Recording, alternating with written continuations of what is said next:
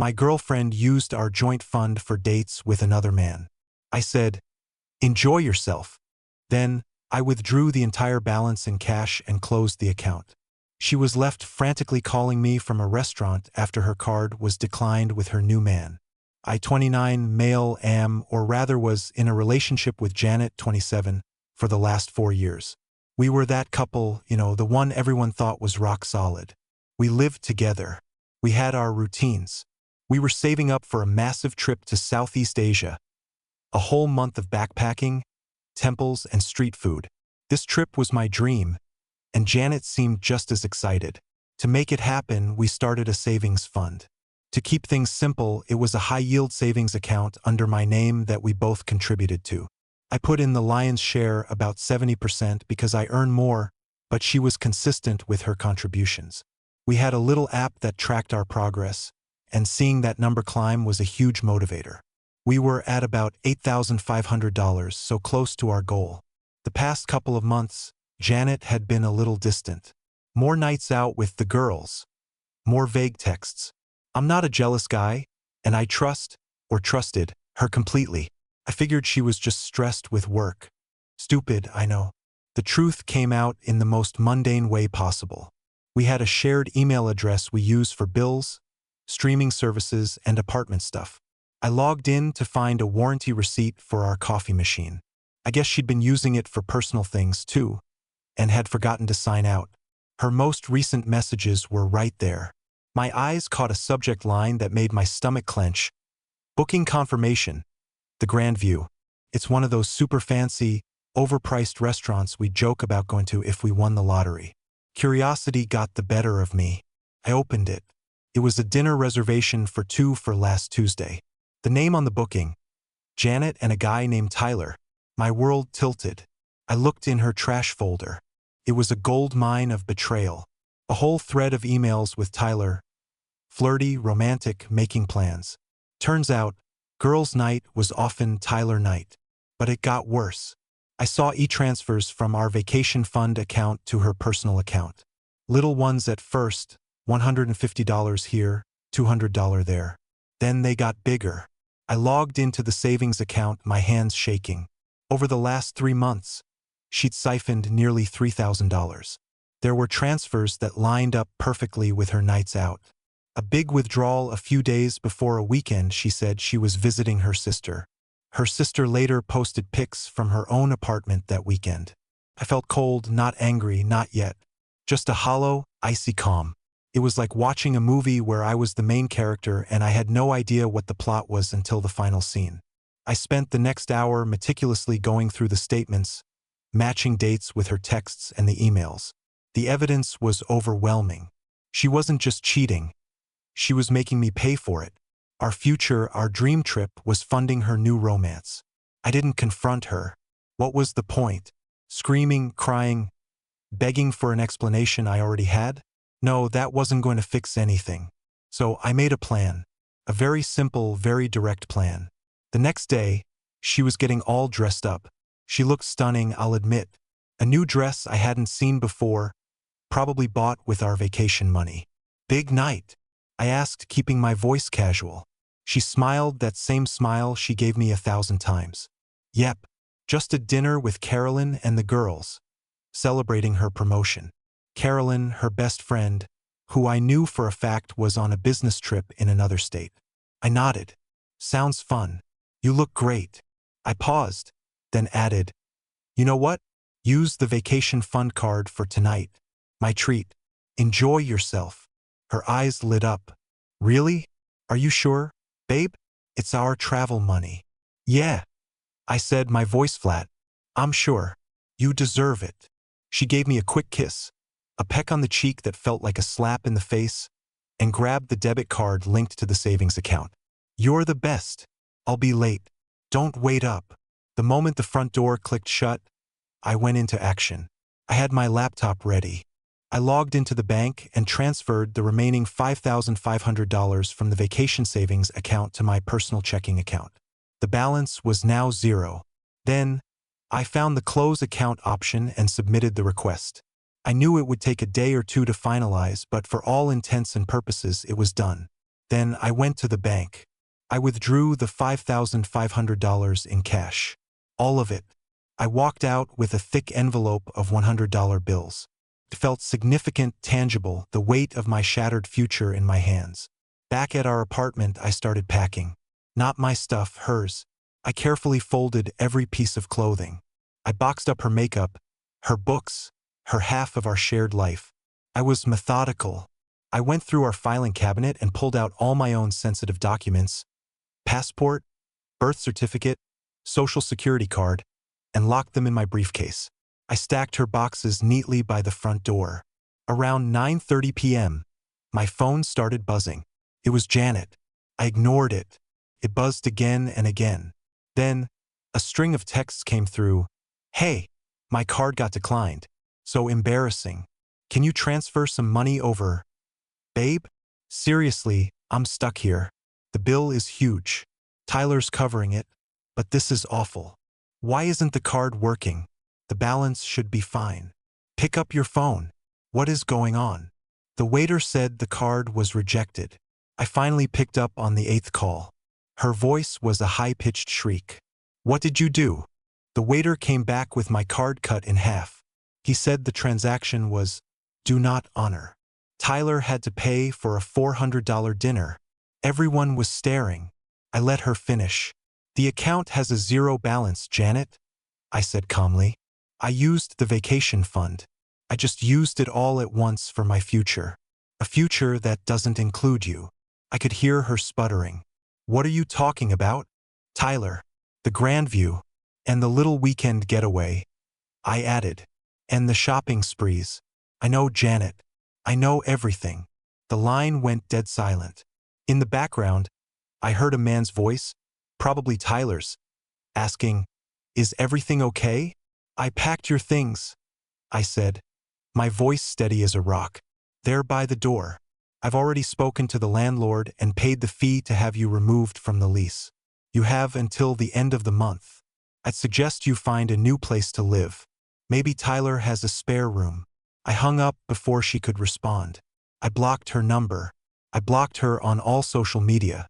Then I sat on my couch in the quiet apartment, the envelope of cash on the coffee table. The adrenaline was gone. Now there was just this vast, silent space where our life used to be. It's been a week since what my friends are now calling the Great Transfer. The quiet in the apartment is deafening. But your comments, man, it helps. It really does. The fallout was immediate.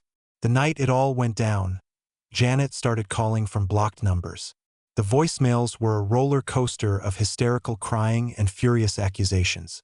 She called me a thief, a monster, a coward. The irony was apparently lost on her. The next morning, she went on a full-blown offensive with our mutual friends, crafting a narrative where I was a controlling, paranoid boyfriend who flew into a jealous rage and financially ruined her. I didn't engage publicly. Instead, I sent a single, concise text to a few of our closest mutual friends. "Hey, I know Janet has been reaching out. The savings account was in my name.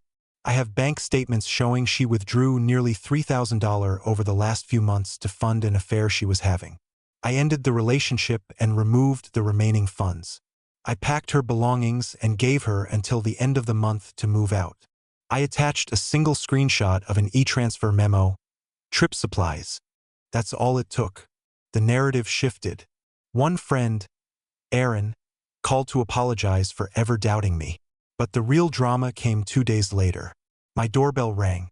It was Janet, her new boyfriend, Tyler, and her father, Dennis. Dennis, a big, imposing man who I'd always gotten along with, looked furious. "We need to talk," he boomed. "It became my business when you stole my daughter's money and threw her out." Janet started crying on cue.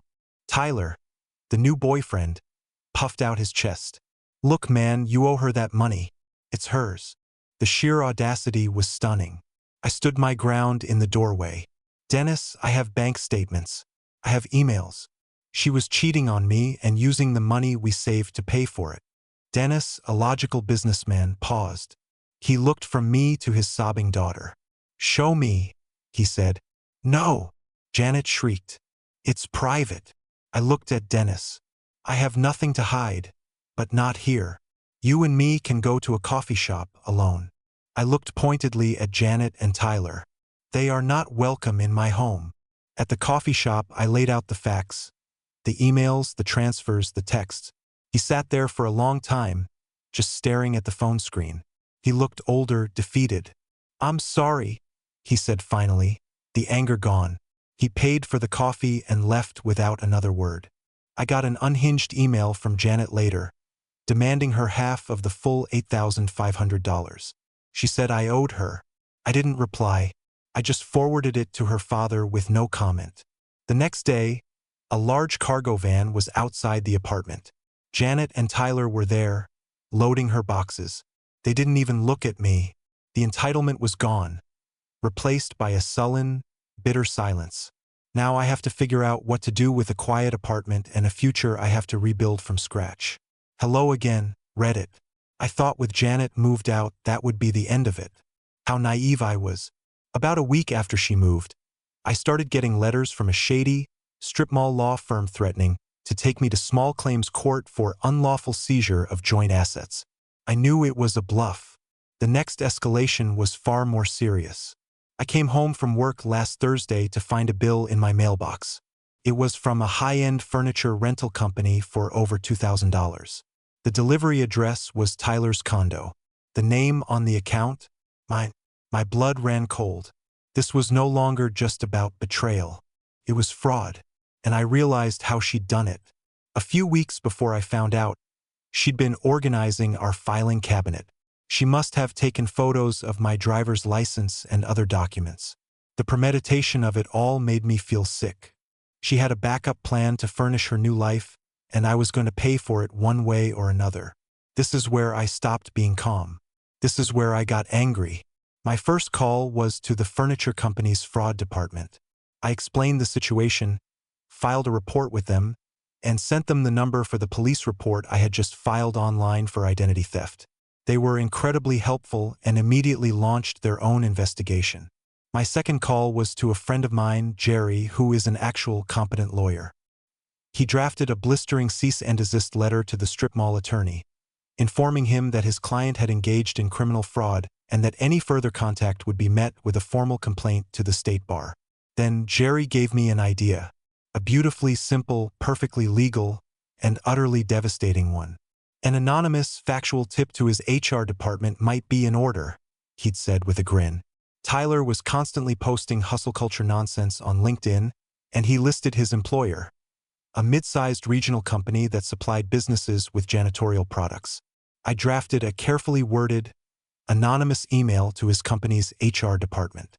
I outlined the active police investigation for fraud and attached public records showing his outstanding financial liens. I simply stated that this pattern of financial instability and alleged criminal activity might be a liability for their company's reputation. I hit send. A week later, I got a call from Aaron. He had the full story from Carolyn, Janet's ex-best friend. Tyler was fired. The anonymous tip, combined with their own background check, was too much of a risk. He lost his job for breaching the company's code of conduct. Tyler, predictably, did not take this well. He blamed Janet for everything. For being sloppy, for having a psycho ex, for bringing this drama to his door. In the middle of their screaming match, the repossession team from the furniture company showed up and, in front of all his neighbors, carried out every last stick of furniture. The humiliation was total. He snapped. He threw her out, dumping her boxes in the hallway of his condo building. So now Janet is homeless. Her father has cut her off completely, and she has an active fraud investigation hanging over her head. It's not a conviction, but that police report number now follows her everywhere. A permanent red flag on any rental or job application she fills out. She tried to call me, sobbing, begging me to make it stop. I deleted the voicemail. My only remaining task was to deal with my own mess, calling the credit bureaus to place a freeze on my credit and dispute the fraudulent account. It was a headache, but it was a final, necessary step to scrub her from my life. Hey Reddit, it's been a while. I'm writing this from a small cafe not far from my new apartment. I moved when I got back from my trip. The old place had too many ghosts. My trip to Southeast Asia was transformative. I spent the first week in a fog, but somewhere over the mountains of Vietnam, I let go. I realized the money I'd withdrawn wasn't revenge money. It was my escape fund. It bought me my freedom. I came home lighter. I never intended to post a final update, but something happened last week that brought it all full circle. I was at a downtown bus station heading to a concert when I saw her. It was Janet. She was wearing the uniform of a commercial cleaning company, one I didn't recognize. She was pushing a heavy janitorial cart loaded with cleaning supplies and trash bags. Her face was gaunt. Her hair was pulled back in a messy bun, and her hands were raw. The vibrant, confident woman I knew was gone, replaced by someone who looked exhausted down to her bones. She was arguing with a supervisor, a short, stout woman who was pointing at a checklist and shaking her head. Janet's shoulders were slumped in defeat. She looked up, her eyes scanning the crowd, and for a heart-stopping second, our gazes met. There was no anger in her eyes, no entitlement, just a vast, hollow emptiness. A flicker of recognition, then shame. She immediately looked down, turning her body away from me as if trying to become invisible. I felt nothing. No pity, no satisfaction. It was like looking at a stranger. I never saw Tyler. A few weeks ago, out of morbid curiosity, I searched his name online. His LinkedIn profile is gone. The only recent mention of him was on a court docket from a neighboring county for a series of petty theft charges. He'd been caught shoplifting. Their worlds didn't just implode. They shattered, and they were left to sweep up the pieces alone. Janet, with her life tainted by a fraud investigation, was now working a physically demanding, low-wage job. Tyler, stripped of his phony sales guy persona, had devolved into a common thief. They didn't need to be trapped in a miserable relationship to be punished. Their individual consequences were far more fitting. I turned and walked away from the bus station without looking back. My life is quiet now, but it's a peaceful quiet. I have a new apartment, a promotion at work, and a plane ticket to Iceland for my next vacation, paid for in full by me. The future is no longer a shared dream that can be stolen. It's just mine, and it looks pretty damn good.